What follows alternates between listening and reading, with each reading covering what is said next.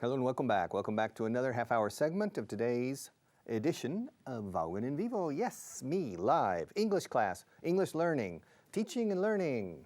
The teacher's job. My job is to teach. Your job is to learn. My job is relatively easy.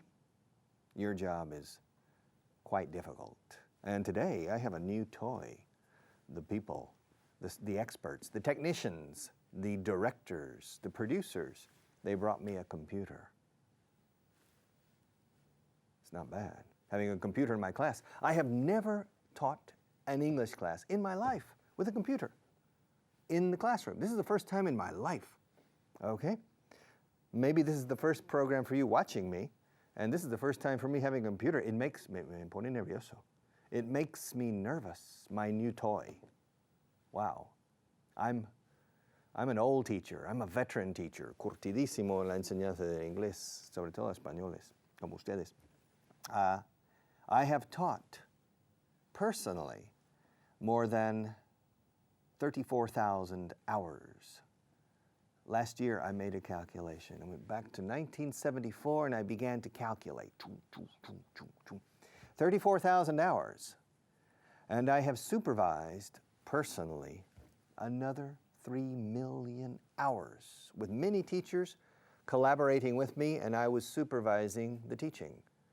3 million hours of supervision, 34,000 personal hours, plus another 2,000 hours on the radio, teaching on the radio, and now on television. And this is, I guarantee you, this is the first time I have taught an English class with a computer. I don't know how to use it, but the experts tell me it's better to have a computer. I don't need props to teach, usually. Props, escrito, P-R-O-P-S. Props is what an actor needs to act, okay? A prop. Things you need, for example, a comedian needs props, un cómico sometimes. Or a magician, los magos. Magicians need props, okay? I don't need props, but I have it here in case I use it, in case I need to use it, por si necesito utilizarlo, in case I need, qué fácil es el inglés, en caso necesito, in case I need to use it. And for the moment, I have a song. Maybe I'll sing a song. If time permits, if time allows, si el tiempo lo permite, if time permits, if time allows, I will sing you a simple Texas song, cowboy song. I'm from Texas. I'm not really a cowboy. My uncle is an authentic cowboy. One of my cousins is a cowboy. And my great uncle, tío abuelo, was for 2 consecutive years the national rodeo champion, campeón nacional de rodeo. Yes, Bob Crosby. He was a national national rodeo champion. And so I have cowboy blood in my veins. So maybe if time permits at the end of the program, I will sing you a simple cowboy song to say goodbye. Okay, but in the meantime, mientras tanto, fijaos, in the meantime, así se dice, mientras, in the meantime, I will talk to you about the symbiosis teaching learning. Okay, I'm a teacher. I teach English. And the English language is vast, vasto con V. It's vast. Y también puede ser vasto con B cuando quiere. Vast in combinations, permutations, different forms, structures. Okay, negatives, interrogatives, affirmatives, different verb tenses, similar to Spanish. It's the same. Both languages are equally challenging when you want to learn it as an adult. And my job is to teach. My job is to transmit to you knowledge, technique, and information, okay, about my language.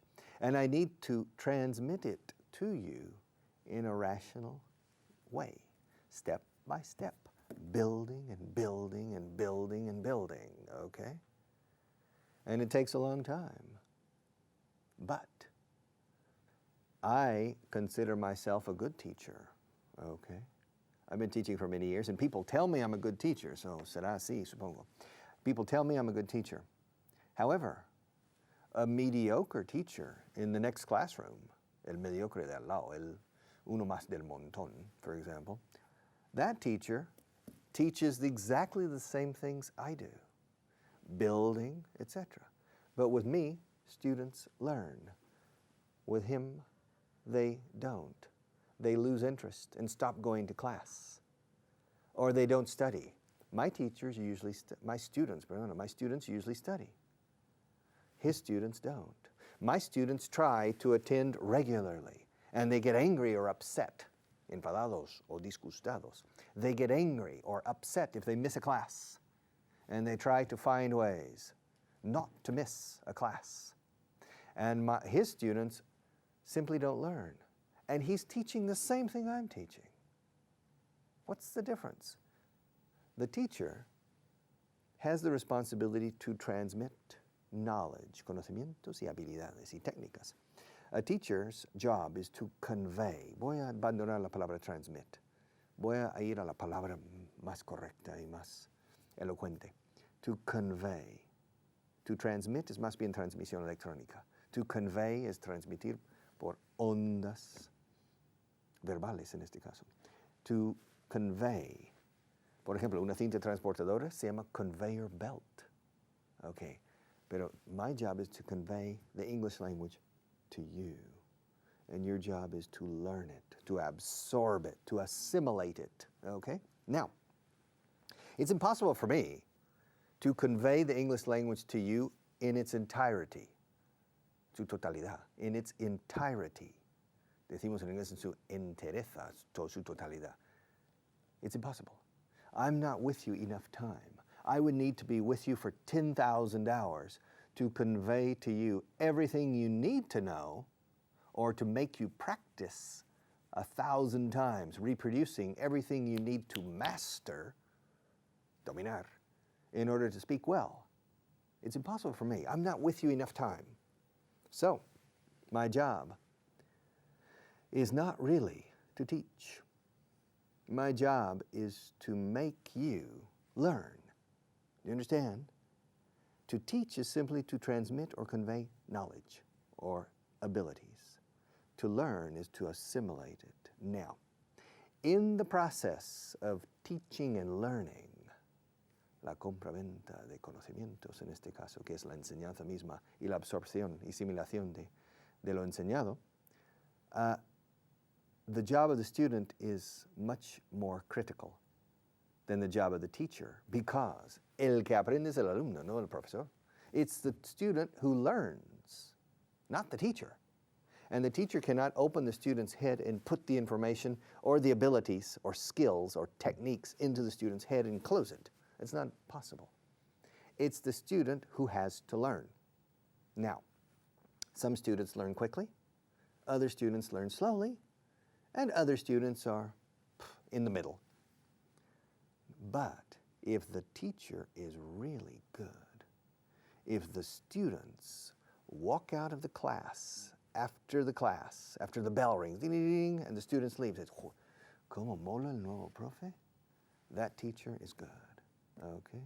¿Cómo se sabe que un profesor es un fenómeno de la enseñanza? Si los alumnos, adultos o niños, salen diciendo, ¡Uy, qué cacho de profesor! ¿Cómo mola el nuevo profe? Eso es el único baremo de medida para mí. The students love the class. And if the students like the class, if the class is stimulating, enjoyable, the students will start to learn at a different trajectory, a different speed, a different velocity. And a teacher who can make the students fall in love with the subject, enamorarse del área de saber, del tema en cuestión, that kind of teacher creates students who are, wow, who learn very, very fast. And really, to tell you the truth, honestly, to tell you the truth, a decir verdad, every subject is interesting in the hands of a good teacher. Many subjects, mathematics, algebra, geometry, trigonometry, calculus, quantum mechanics, engineering, physics, anthropology, sociology, psychology, yes, animal psychology, child psychology, animal behavior, history, art history, okay, architecture, every subject, physical education, every subject is interesting, English, Spanish, French, German, every subject is fascinating if the teacher transmits with passion, because then the students are swept off their feet, okay? To sweep is barrer, to sweep the floor. If the floor is dirty, first you sweep the floor and then you mop, con la mopa. Then you mop the floor, okay? And then the floor is clean. But first you sweep. A broom, use a broom to sweep with. A broom has two functions. Number one is to sweep the floor. And number two, it's a mode of transportation, it's a mode of transportation for witches, las brujas. They fly on broomsticks. Okay, but usually it's for sweeping. So to sweep. Now, to sweep you, no es que te vaya a barrer en medio, no. Añado una cosa más. To sweep you off your feet means, whew, I sweep you off your feet, take you in my arms, and we fly away together. And that's a very exhilarating feeling. And when a teacher can do that to you, or to Manolo, or to Pepe, or to Pequeño Jorge, those people become interested in the subject. And it doesn't matter what subject it is. We can talk about la encuadernación de libros, binding books, spiral. This is a spiral binding. There are 47 pieces of metal wrapped around in one spiral. Or we can talk about computer science. We can talk about propagation of sound through microphones, or we can talk about the elements and chemicals of water. Okay. And if the teacher is good, really, really good, the students don't get bored, and a teacher can transform a usually boring subject into something fascinating. Y un mediocre and a mediocre. A mediocre teacher can make the most potentially fascinating subject boring. The teacher is the center of the universe in the learning process. The student does the learning, but it's the teacher who unlocks the floodgates of motivation, las compuertas que inundan el campo. And the dam, la presa, boom, and it's a riada. And it's of motivation. And it's the teacher who opens those gates. And that's the job of a teacher, to make the students like the subject. That's the only job of the teacher. And the teacher has to teach, technically, in such a way, de tal manera, pero en inglés decimos, en tal una manera. In such a way, fijaos cómo lo digo, y lo voy a repetir 3 veces. A teacher has to teach in such a way. He or she has to teach in such a way, yes, in such a way that the students fall in love with the subject. Okay?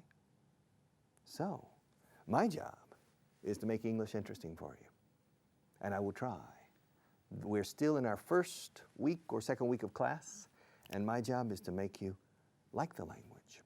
And in the coming weeks, in coming months, los meses y semanas venideros, in the coming, como viniendo, in the coming months, I will make an effort to make the English language attractive, fun, stimulating, enjoyable, fun, yes. And you will say, oh, este tema tan odioso para mí que es el inglés por el colegio, las notas, los exámenes, pues no es tan odioso ya. That's my job, and that's every teacher's job. And it doesn't matter what the teacher is teaching. There's some interesting, not anecdotes, no, interesting stories, true stories I can tell you. There's one school in this city, a relatively well-known school, that is primary and secondary together. It's a big school, about 4,000 or 5,000 students. Every year, half of the students who graduate from that school and continue to the university, 50% of the students go to architecture, to study architecture. Es una estadística rara, freak. Decimos freak, como friki. It's a freak statistic. It's incredible. In every other school, perhaps 2%, 3%, 5% decide to study architecture. In that particular school I'm referring to, 50% of the students who graduate want to study and go on, siguen, continúan para estudiar, go on to study architecture. Why? What's so different about that particular school? The teacher of drawing and mechanical and technical drafting and drawing, el profesor de dibujo. He's a one-armed man, un hombre, un manco, persona manca. But he's a brilliant at drawing, and he's brilliant at connecting with his students and making them love drawing, the science and the art of drawing, mechanically, technically, or artistically. And so the students, age 16, 17, 18, fall in love. Se enamoran. Fall, siempre con el verbo caer. Fall in love with drawing, and they want to continue to go on and to study architecture. Okay, it's a freak statistic, but why? The teacher. Number two, in the United States, 50% of the antropologists, 50% of the anthropologists who are practicing anthropology now or teaching anthropology at the university level didn't know what anthropology was when they finished secondary school. How is it possible? How is it possible? I will explain, and in another camera on the other side, I'll explain to you why 50% of all the anthropologists in the United States no sabían ni lo que era la antropología al empezar sus estudios universitarios. But I'll tell you why on the count of three. 1, 2, 3. Okay, here you are. All right, anthropologist. An anthropologist is a person who professes, studies, teaches, or practices the science or social science of anthropology. It's a social science. Within the area of social science, we have anthropology, sociology, and psychology, basically. Okay, demographics, and some people consider history a social science, not a humanity or liberal art, but a social science. That's debatable. But anthropology is a social science.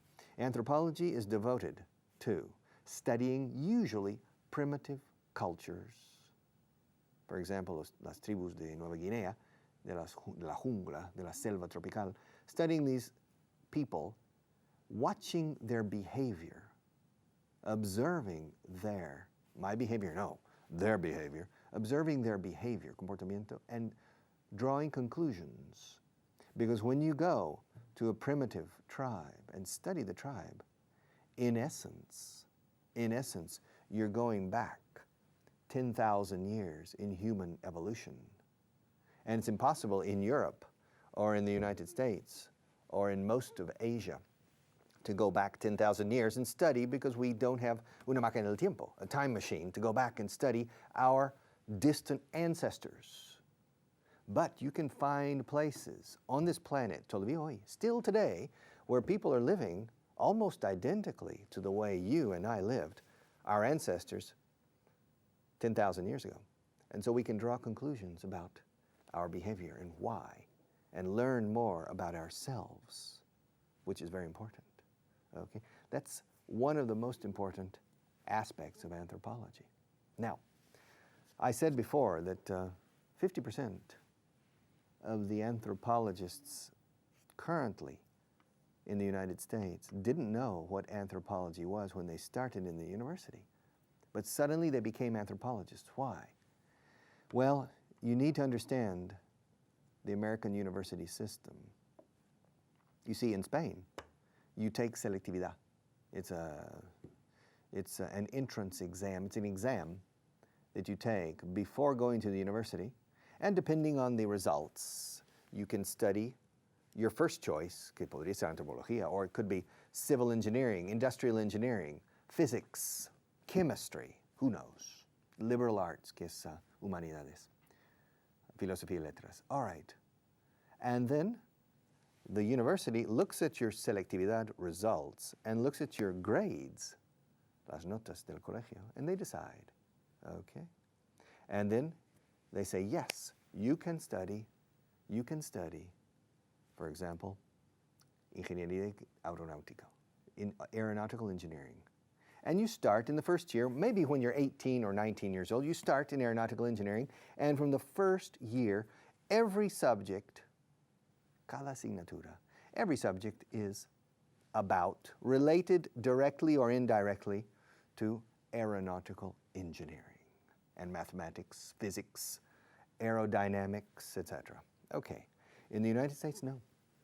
The first 2 years are common to every major. Major es una especialidad. So, 80% of every subject you take in the first 2 years of the American university are common subjects. So you could be sitting in the classroom, you're interested in studying aeronautical engineering, but you're in a class of English, lengua inglesa, and next to you is a person who wants to study physical education, and on the other side is a person who wants to study bellas artes, fine arts. And you want to study engineering, but you share a class.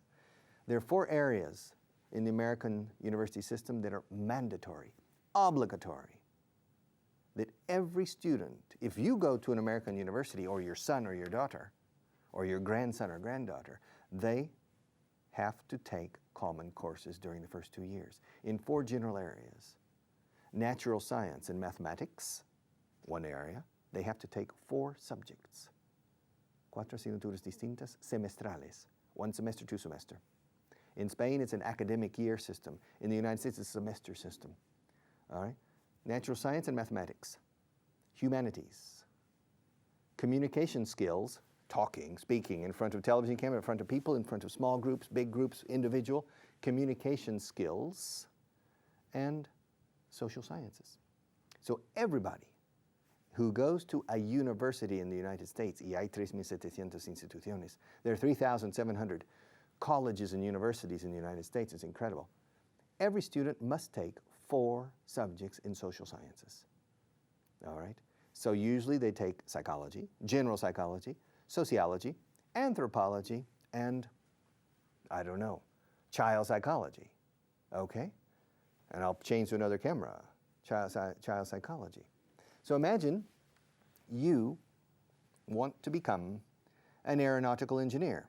And when you go to the university, you formally declare, yo quiero estudiar mi carrera, la carrera de ingeniería aeronáutica. I want to study aeronautical engineering as my major, mejor escrito, major.